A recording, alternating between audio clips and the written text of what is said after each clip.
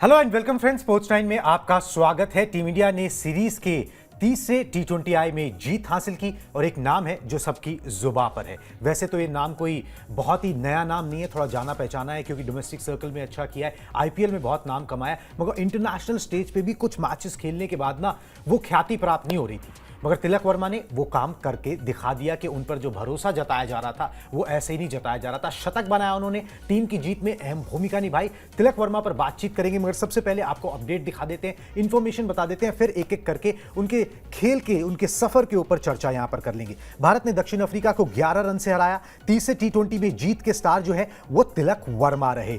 तिलक वर्मा के शतक की बदौलत भारतीय टीम को जो है जीत मिली। तिलक ने तीसरे T20I में जबरदस्त शतक जड़ा। नंबर 3 पर बल्लेबाजी करके तिलक ने ये शतक जड़ा। उन्हें प्रमोट किया गया था और उस प्रमोशन का उन्होंने जो है, उस भरोसे का जो उन पर जताया गया था, वो भरोसे के पर वो एकदम खरे उतरे और 107 रन जो है उन्होंने नाबाद 107 रन बनाए और ये एक इतना अच्छा उन्होंने योगदान दिया कि टीम इंडिया का स्कोर जो है वो 219 पहुंच गया। 220 का टारगेट दिया जो आखिरकार इनफ साबित हुआ साउथ अफ्रीका के लिए। अगर तिलक वर्मा ने ये कमाल नहीं किया होता, वो इंटेंट नहीं दिखाया होता, लगातार लगभग 190-200 की स्ट्राइक रेट से रन ना बनाए होते तो टीम इंडिया मुश्किल सिचुएशन में होती, बैकफुट पर होती और सीरीज नहीं जीतने के लिए एकदम कार्यक्रम बन चुका होता कि अब आप सीरीज नहीं जीत सकते। मगर तिलक वर्मा ने कमाल किया है जी।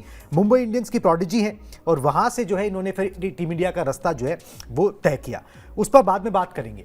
मगर एक चीज है, एक खिलाड़ी है तिलक वर्मा, वो मैच से पहले ना कप्तान के रूम में जाते हैं, सूर्य कुमार यादव के कमरे में जाते हैं और बोलते हैं कि भाई आपने मेरे को नंबर 4 पर दे रहे हो, मौका दे रहे हो, बड़ी अच्छी बात है, ठीक है, और पिछले 2 मैचेस में उस हिसाब से मैं परफॉर्मेंस नहीं कर पाया, आप मुझे प्रमोट करो, थोड़ा ऊपर खिला दो मुझे, ठीक है, मैं आपको ना रन बना के दिखाऊंगा। सूर्य कुमार यादव अपनी जगह सैक्रिफाइस करके उनको प्रमोट कर देते हैं और वो करके दिखा देते हैं। ये कॉन्फिडेंस होता है, मतलब इसे ओवर कॉन्फिडेंस नहीं, इसको ये कहते हैं कि भाई आपको अपनी स्किल्स पर भरोसा है, आप अपनी गेम को पढ़ पा रहे हो, अपनी गेम को समझते हो और आप जानते हो कि भाई आप किस सिचुएशन में आओगे तो क्या करोगे। अब ये तो सूर्य कुमार यादव का बड़ा दिल कि उन्होंने ऐसा कर दिया।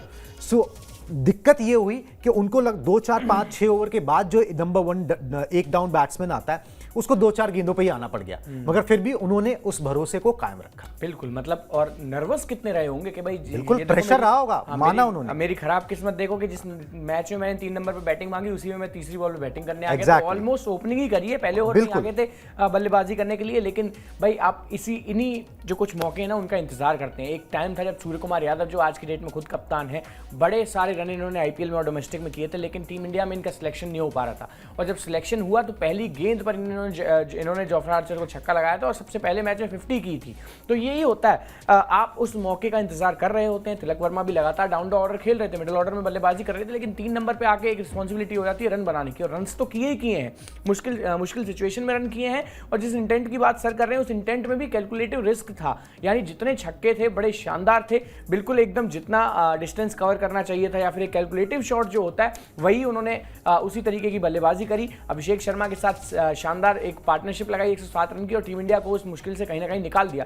अब ये तो हो गई परफॉर्मेंस की बात, ठीक है, आए दिन कोई भी बल्लेबाज अच्छा परफॉर्म कर सकता है, लेकिन बात है यहाँ सीधी अपने इंटेंट की और जिस तरीके से खुद को तैयार किया है, जिस तरीके से खुद को यहाँ लेके आए हैं, एक मैच्योरिटी झलकती है। मतलब स्कोर कार्ड को जिस तरीके से चला रहे थे वो बहुत बड़ी बात होती है, से ज्यादा मैच्योरिटी, मात्र 22 साल। हाँ। और ये इन्होंने रिकॉर्ड बनाया है। हाँ। इंडिया के लिए सबसे कम उम्र में T20 सेंचुरी लगाने का रिकॉर्ड है जो वो इनके नाम हो चुका है, सबसे ऊपर है। तो इतनी सी उम्र में 22 साल की उम्र में सेंचुरी कर दी इंडिया के लिए, वो सेकंड है ये मेरे ख्याल से। यशस्वी जायसवाल इज द फर्स्ट, उन्होंने किया था नेपाल के खिलाफ, 21 साल की उम्र थी, इनकी 22 है। थोड़ा सा एशियन गेम्स वाले थोड़े थे ICC में। मैंने कह रहे तो कोई बात नहीं, मतलब वो एक ही बात है, मतलब भाव यही है कि भाई एक यंग उम्र में जो है ना उन्होंने शतक लगाया है।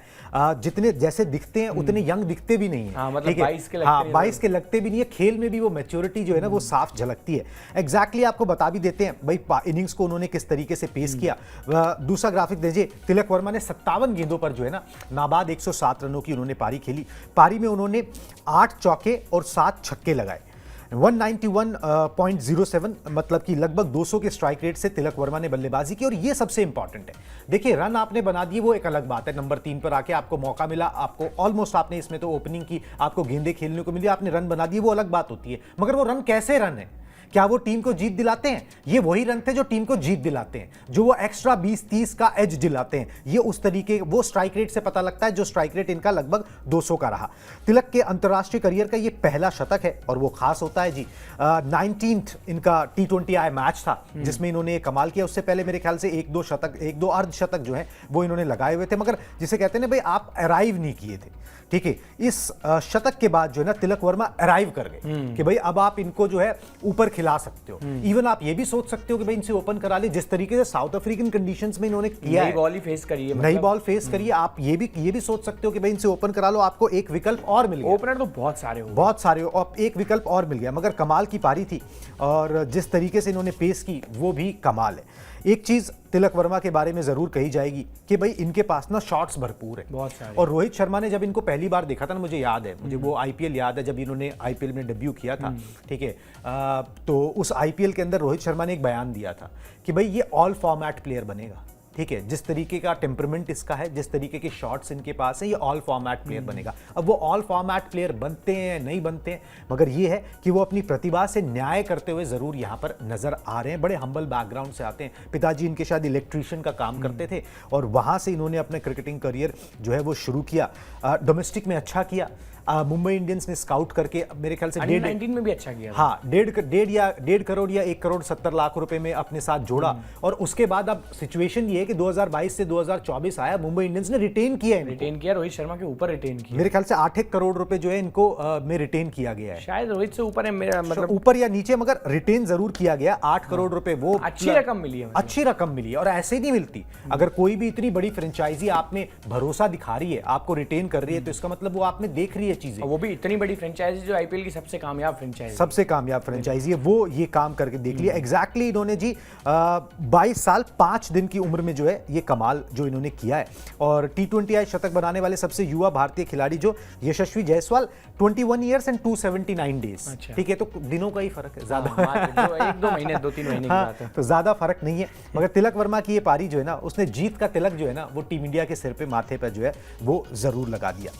एक झलक जो है ना वो इनमें ना, अगर आप देखें तो वो जिस तरीके की क्लास युवराज के अंदर थी, उस तरीके का भी एक फ्लो नजर आता है इनके अंदर, इनकी बल्लेबाजी। बिल्कुल। अब आज की डेट में तो खैर कोई भी लेफ्ट हैंडर अच्छा करता है तो उसके कंपैरिजन कहीं ना कहीं युवराज सिंह से, क्योंकि हमने उतना अल्टीमेट लेफ्ट हैंडर देखा ही नहीं इंडियन क्रिकेट में, स्पेशली T20 क्रिकेट या फिर व्हाइट बॉल फॉर्मेट में। बड़े कंप्लीट बैट्समैन थे और अगर वो बल्लेबाज मिल जाए, अच्छी बात यह कि स्पिन बॉलिंग भी कर लेते हैं। अगर इनको थोड़ा बनाया जाए तो वो डोमेस्टिक में तो रेगुलरली करते हैं। मुंबई इंडियंस के लिए भी कुछ और मैंने इन्हें डालते हुए देखा है। लेकिन अच्छी बात पता है क्या है, जो आपने वो एक पॉइंट पिक किया ना कि इनके पास अब क्षमता है कि जब साउथ अफ्रीकन कंडीशंस में नई गेंद खेल ली, ओपनिंग ऑलमोस्ट ओपनिंग कर ली, तो आप इनको लेकर ना सिरदर्दी नहीं रखेंगे कि भाई मिडिल ऑर्डर में तो ये बल्लेबाज अच्छा करता है। ये कभी एक दो बार ऐसा सिचुएशन हो गया जो कि होता है, ये पहले ओवर में 3 विकेट गिर गए, हो जाता है। तो वहां तिलक वर्मा इतना केपेबल है कि खेल लेंगे। आप रिंकू सिंह से वो उम्मीद नहीं करते कि जल्दी 2-3 विकेटें गिर गई तो नई गेंद अब तेरे को खेलनी पड़ेगी, लेकिन तिलक वर्मा में वो एक्स फैक्टर है और ये होना भी चाहिए। रोहित शर्मा ने बहुत जल्दी परख लिया था पहले ही आईपीएल के साल में कि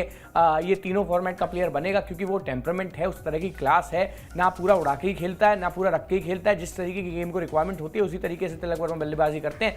अभी मुझे याद है दूसरे आईपीएल में बड़े सारे रन इन्होंने किए थे, 500-600। तो उस वक्त पूछा गया था रोहित शर्मा से कि भाई आप इंडियन टीम के कैप्टन है, मुंबई इंडियंस के भी कैप्टन है, तो ये लड़के के पास तो बड़ी कैपेबिलिटी है, आप इनको कब डेब्यू करा रहे हो टीम इंडिया में? तो उन्होंने कहा था कि सूनर और लेटर जरूर कुछ दिन बाद आपको ये लड़का इंडिया के लिए खेलता हुआ नजर आएगा। और अगले ही साल जब इनका सिलेक्शन हुआ उसके बाद से मतलब पीछे देखने वाली तो कोई बात है ही नहीं। बड़ा शानदार इनके रिकॉर्ड्स हैं और अच्छी बात है, मतलब 3 नंबर पे मैं तो फिर भी यही कहूंगा कि ओपनिंग करते हुए ये सेंचुरी लगाई है, क्योंकि तीसरी गेंद पे तो बल्लेबाजी करनी है ओपनर ही, और वो भी अफ्रीकन कंडीशंस में जहां पे बहुत ज्यादा गेंद मतलब सीम से उठता है, बाउंसर्स बहुत होते हैं, आपकी टेस्टिंग लगातार होती है। अच्छे शॉट्स खेले, जहां जिस बाउंड्री लाइन को टारगेट किया जाना चाहिए था उसको लंबे शॉट्स लगाए, बहुत लंबे अच्छे शॉट्स खेले, बड़े अच्छे पिकअप शॉट्स दिखाए, बहुत अच्छे। मतलब बार-बार मुंह से बात निकल रही थी शॉट करके, हम लगातार अप्रिशिएट कर रहे थे। कुछ होते हैं जिनको मतलब ठीक है, उसी मैच में अभिषेक शर्मा भी छक्के लगा रहे थे, लेकिन इनकी क्लास थोड़ी सी डिफरेंट है, थोड़ा सा इनमें टेम्परमेंट जो है ना वो अभिषेक में अभी उस किस्म का नहीं आया, ठीक है, जो इनके अंदर है कि भाई ये लंबी इनिंग्स जो है ना वो खेल सकते हैं। चलिए इन्होंने बोला क्या वो आपको दिखा देते हैं कि जीत के बाद इन्होंने बयान क्या दिया, अपना स्टेटमेंट इनका क्या था। मैंने ये सोचा नहीं था, इसे शब्दों में बयान करना मुश्किल है, ये मेरा सपना था और ये शतक बिल्कुल सही समय पर आया। ये एक तरह से सीरीज का जो है निर्णायक मैच था और दबाव में मेरे बल्ले से एक अच्छी पारी निकली। इसका श्रेय कप्तान सूर्य कुमार यादव को जाता है। उन्होंने मुझे नंबर 3 पर बल्लेबाजी का मौका दिया। मैच से पहले उन्होंने मुझे इस बारे में बताया था। मैं मैदान में अपने आप पर भरोसा रखता हूं, दबाव की सूरत में भी ऐसा ही करता हूं। शुरुआत में विकेट पर खेलना थोड़ा सा मुश्किल था, लेकिन मैं एक पार्टनरशिप के बारे में सोच रहा था, बिकॉज 2 पेस्ड विकेट थी। शुरुआत में उन्होंने बोला भी था कि 2 पेस्ड विकेट है, तो वहाँ पर चीज़ें ना थोड़ी दिक्कत आ रही थी। मगर एक चीज़ ना बड़ी अच्छी है कि भाई उन्होंने एक तो कबूल किया कि मैं दबाव में था, और दबाव की सूरत में मैं ऐसा करता हूं कि मैं अपना काम रखता हूं और अपने पे भरोसा रखता हूं। ये आसान नहीं होता, मतलब ये कहना बहुत आसान है, मगर 22 साल का लड़का ये कहना आसान नहीं होता कि भाई वो इस तरीके की मैच्योरिटी दिखा पाएगा। मैच्योर तो बहुत मैच्योर है। देखिए होता क्या है ना, जब आप संघर्ष करके आते हो ना, ठीक है, बहुत स्ट्रगल करके आते हो, आपके पिताजी के पास आपकी ट्रेनिंग के पैसे नहीं थे, ठीक है, वो पैसे आपके कोच ने जो है आपको मुहैया कराए कि भाई चलो कोचिंग तो मैं दे दूंगा, साथ में जो आपको बैट चाहिए, जो गार्ड्स चाहिए, वो उसके भी मैं, क्योंकि तुम बहुत अच्छा खेलते हो। वहां से जो इतना लंबा रास्ता तय करता है, स्ट्रगल देखता है घर परिवार के अंदर, अपने फादर को स्ट्रगल करते हुए देखता है, तो फिर उसका जो मैच्योरिटी का लेवल है ना वो कहीं और जाता है। सेम कहानी यशस्वी जायसवाल की भी है। मतलब एक कोई भरे पूरे परिवार से उस तरीके से नहीं आते हैं, बहुत स्ट्रगल देख के, बहुत मेहनत करके ऊपर आए हैं, तो पांव जो है ना वो जमीन पर टिके रहते हैं, और जब उस स्ट्रगल का जो मिल रहा है उससे जो है ना फिर हवा में नहीं होते, ठीक है, हवा में नहीं होते कि भाई कुछ हमने वो कर लिया, वी हैव अराइव्ड, और वो अपनी कोशिश पूरी करते हैं और लगे रहते हैं। और वही तिलक वर्मा ने करके दिखाया। कप्तान का भरोसा भी उनके ऊपर है, मैनेजमेंट का भरोसा भी उनके ऊपर है, उस भरोसे पर वो खरे उतरे हैं। लेफ्ट हैंडर्स की वैसे ही जरूरत नहीं होती, बहुत जरूरत है, मतलब आपको हमेशा ही चाहिए। कब आप पहले कभी तो आप थोड़े टाइम पहले तक तो मतलब तड़प रहे थे कि भाई लेफ्ट राइट कॉम्बिनेशंस के लिए आपको खिलाड़ी मिल सारे हैं, अब बहुत सारे हैं। फिनिशर लेफ्ट हैंडर है हमारे पास, ओपनर लेफ्ट हैंडर है, ये एक मिडिल ऑर्डर का बल्लेबाज लेफ्ट हैंडर है, बहुत सारे लेफ्ट हैंडर है, मतलब रिंकू सिंह लेफ्ट हैंडर, यशस्वी Jaiswal left hander, Abhishek Sharma left hander. ले लो जी कितने लेफ्ट हैंडर चाहिए किसी भी फॉर्मेट के लिए। सेम टेस्ट में भी है, T20 में भी है, वनडे में भी अब हमारे पास अच्छा खासा पर्याप्त तो स्पॉट है, वरना एक लेफ्ट आर्म पेसर सामने वाली टीम लगाती थी और कई बार हमें फंसा लेती थी। तो ये क्योंकि राइट हैंडर्स बहुत थे तो वो नेचुरली मतलब उनको थोड़ा मदद मिलती है, लेकिन अभी क्या है कि लेफ्ट हैंडर्स साइड में बहुत सारे हैं, और वो लेफ्ट हैंडर्स का जो एडवांटेज है ना वो अलग डिफरेंट लेवल का होता है, क्योंकि बैट स्विंग सबसे अलग होता है। आप उनके मतलब रेंज में अगर गेंद डालेंगे तो वो बाहर जाएगी। राइट हैंडर्स में बचने का मार्जिन थोड़ा ज्यादा होता है फिर भी, लेकिन ये बड़ी अच्छी बात है कि तिलक वर्मा के रूप में एक और ऐसा खिलाड़ी मिल गया। और मैं तो एक चीज देख रहा हूँ सर, पिछले 5-6 महीने में 4-5 ऐसे भारतीय बल्लेबाज हैं जिन्होंने सेंचुरी करी है T20 फॉर्मेट में। तो जो आ रहा है अपने आप को एक्सप्रेस कर रहा है, मतलब गेम के सबसे शॉर्टेस्ट फॉर्मेट में, और तिलक वर्मा का नाम भी अब उसमें जुड़ चुका है। एक छोटी सी टेंशन जरूर है कि टॉप ऑर्डर के इतने बल्लेबाज आ गए, आने वाले समय में खिलाएंगे किस किस को, तो ये एक अच्छी टेंशन है। ये तो मतलब ना होने से तो अच्छी टेंशन है कि भाई सब रन कर रहे हैं, हाँ, कि भाई किसको खिलाया जाए, मतलब कौन ही रन बना के देगा, किस पे भरोसा किया जाए। अब आपके पास बहुत सारे हैं तो आपके पास ऑप्शंस हो जाते हैं कि भाई आपको हॉर्सेस फॉर कोर्सेज जिसे कहते हैं ना, कि भाई जो जिस सिचुएशन को सूट करता है उसको वहां पर खिला के जो है मौका दे दिया जाए। चलिए जी एक नजर ना इनके आईपीएल के प्रदर्शन पे डालते हैं, क्योंकि वहीं से जो है इन्होंने टीम इंडिया का रास्ता जो है वो तय किया। क्या किया इन्होंने आईपीएल में अभी तक, पिछले सीजन की बात कर लें वो आपको आंकड़े दिखा देते हैं, जिस उसी के कारण जो है मुंबई इंडियंस ने रिटेन भी किया। 2024 आईपीएल में इन्होंने शानदार प्रदर्शन किया था। मुंबई इंडियंस के लिए जो है तिलक वर्मा खेलते हैं, बड़ी फ्रेंचाइजी है। 2024 आईपीएल के 13 मैचेस में इन्होंने 416 रन बनाए, जो कि मतलब फ्रेंचाइजी के लिए उतना अच्छा नहीं गया था, मगर फिर भी इन्होंने अच्छा किया। तिलक वर्मा के नाम 3 अर्धशतक थे, करीब 150 की स्ट्राइक रेट से उन्होंने बल्लेबाजी की, और वो भी तब जब कोई नहीं चल रहा था, जब टीम में कोई चल नहीं रहा था, कोई साथ देने वाला नहीं था, टीम डाउन एंड आउट थी, माहौल खराब था, सब कुछ जो खराब हो सकता है वो था। उसके बावजूद जो है इस तरीके का प्रदर्शन रहा। वही बात है जो उन्होंने खुद बोली कि भाई मैं नेगेटिव से नेगेटिव सिचुएशन के अंदर ना अपने आप को बैक करता हूं, ठीक है, मैं अपने आप पे भरोसा नहीं खोता, और वो चीज जो है ना वो फिर स्टैंड आउट करती है, जो तिलक वर्मा के केस में यहां पर स्टैंड आउट कर भी रही है। वैसे ये चीज है कि भाई आईपीएल से अब आपको कितने ही सितारे मिल गए, ठीक है, मतलब तिलक वर्मा इज मतलब वन ऑफ दी देम, ठीक है, अब अगर आप गिनते शुरू करोगे तो बहुत है, मगर ये एक मंच है जिसने आपको बहुत अच्छे खिलाड़ी दिए, बहुत शानदार, और तिलक वर्मा उनमें से एक है। और अच्छी बात ये कि भाई लेफ्ट हैंडर है तो आपके लिए वो भी एक एडवांटेज की सिचुएशन पैदा वहां पर हो जाती है। थोड़ी गेंदबाजी और सुधार लेंगे तो और ज्यादा जो है तो तब ना जब कराई जाए, एग्जैक्टली वो कराई थोड़ी कम जा रही है, दिक्कत ये है कराई थोड़ी कम जा रही है। चलिए जी सूर्य कुमार यादव ने क्या बोला जीत के बाद, जीत पर तिलक वर्मा पर, वो आपको दिखा देते हैं क्या बयान है कप्तान साहब का। मैं बहुत खुश हूं, हमने टीम मीटिंग में जो चर्चा की थी, हम जिस तरह की क्रिकेट खेलना चाहते थे, हम चाहते थे कि युवा खिलाड़ी निडर होकर खेलें, जो आज हम कर पा रहे हैं उन्हें वही करना है जो नेट्स में अपनी फ्रेंचाइजी के लिए करते हैं। अगर वो कुछ पारियों में असफल भी हुए तो कम से कम उनकी नीयत का पता चलेगा, इनके प्रदर्शन में से आसान हो जाता है। मुझे यकीन है कि भाई सही दिशा में चीज़ें आगे जा रही हैं। तिलक वर्मा के लिए क्या ही कहा जा सकता है। उन्होंने मुझे पूछा कि क्या वो नंबर 3 पर बल्लेबाजी कर सकते हैं। मैंने कहा तुम्हारा दिन है, इसका मजा लो, मैं उसकी क्षमता को जानता हूं, मैं उसके लिए बहुत खुश हूं। वो नंबर 3 पर बल्लेबाजी करेगा, उसने ये जगह जो है वो बहुत अच्छे से स्वीकार की। उसके परिवार के लिए भी मैं बहुत खुश हूं। भाई कप्तान साहब की एक बात जो है ना वो बड़ी दिल को छू गई। उन्होंने बोला भाई युवा खिलाड़ियों को मौका देंगे और युवा खिलाड़ियों को जो है हम बैक करेंगे, और कम से कम ना उनकी नीयत का पता लग जाए कि अपने लिए खेलते हैं या टीम के लिए खेलते हैं। ये बड़ा इंपॉर्टेंट है। ये मैसेज लाउड एंड क्लियर है, और वो मैसेज जो है ना वो यंगस्टर्स ने रिसीव भी उसी तरीके से किया है कि भाई जो फ्रेंचाइजी में करके आ रहे हो, जो तुमने डोमेस्टिक क्रिकेट में किया, जिससे तुमने नाम बनाया, उसी से जो है आगे बढ़ो, कुछ अलग करने की जरूरत नहीं। हाँ, ये बहुत बड़ी बात होती है। मतलब मैं एक यही ना चीज़ देख रहा था कि अभिषेक शर्मा है, लगातार फेल हो रहे थे। हम भी बात कर रहे थे कि 10 पारियों में सिर्फ एक सेंचुरी है, वरना कुछ नहीं किया है। लगातार लो स्कोर्स भी आ रहे हैं और सिंगल डिजिट के स्कोर ज़्यादा आ रहे हैं, 10 भी पार नहीं होते।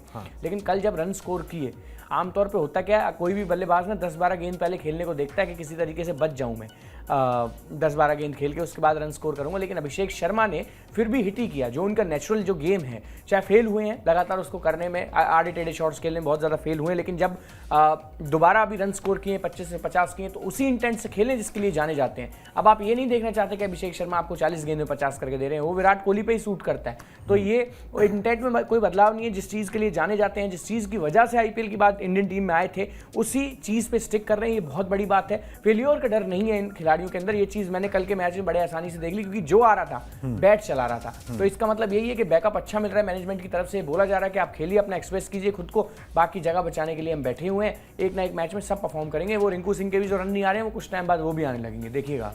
बिल्कुल जी, इस तरीके से बैकिंग मिलेगी, इस तरीके से अच्छा कम्युनिकेशन होगा, तो यंगस्टर्स को भी जो है ना यहाँ पर जो है बहुत बूस्ट मिलता है। वो बिना चिंता के जाके खेल सकते हैं, और बिना चिंता के फिर तिलक वर्मा ने क्या किया, जीत का तिलक जो है वो टीम इंडिया को लगाया, वो आपने देख ही लिया। इसी तरीके से वो आगे बढ़ते रहें, उनके लिए खुशी होती है, उनके परिवार के लिए खुशी होती है। और एक यंगस्टर जो कि बड़े ही संघर्ष करके आया ना, वो इस तरीके से आगे बढ़ता है तो और खुशी होती है। ऐसे ये रोल मॉडल्स होते हैं, ठीक है, ये वो कहानियां होती हैं जो लाखों करोड़ों बच्चों को इंस्पायर करती हैं कि अगर तिलक वर्मा ऐसा कर सकते हैं, अगर रिंकू सिंह ऐसा कर सकते हैं, तो हम भी कर सकते हैं, हम भी वो डिस्टेंस जो है वो तय कर सकते हैं। चलिए जी, हमारा डिस्टेंस जो है शो में अभी इतना ही था, ठीक है। अब मुझे और दीपेश को दीजिए इजाजत, टाटा बाय बाय।